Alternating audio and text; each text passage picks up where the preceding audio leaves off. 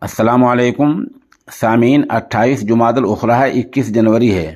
خبر کا عنوان ہے مولانا بستانوی کی طبیعت کیسی ہے۔ سب سے پہلے تو آپ تمام ناظرین سامعین سے دعا کی درخواست ہے۔ دوسرے کہ اس نامہ نگار کی چند منٹ پہلے ان کے بیٹے مولانا حذیفہ بستانوی سے بات ہوئی ہے اور انہوں نے تحریر بھی ارسال کی ہے۔ اس میں لکھا ہے کہ حضرت مولانا غلام محمد بستانوی کا کل شام یعنی جمعے کے دن ڈائلسس ہوا ہے، گردوں کی صفائی ہوئی ہے اور ان کی عمر 75 سال ہے۔ 75 سال میں ایسا پہلی بار ہوا ہے۔ انہوں نے بتایا کہ سانس لینے میں جو تکلیف تھی وہ کم ہوئی ہے، البتہ ذہن پر ذہول کی یعنی بھول کی کچھ کیفیت ہے۔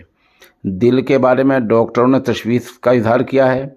آج یعنی سنیچر کے دن دوبارہ ڈائلسس ہوگا، گردوں کی صفائی ہوگی اور اس کے بعد اگر کچھ بات پائی جاتی ہے تو اینجیوگرافی کر کے مکمل صورتحال کا پتہ لگ جائے گا۔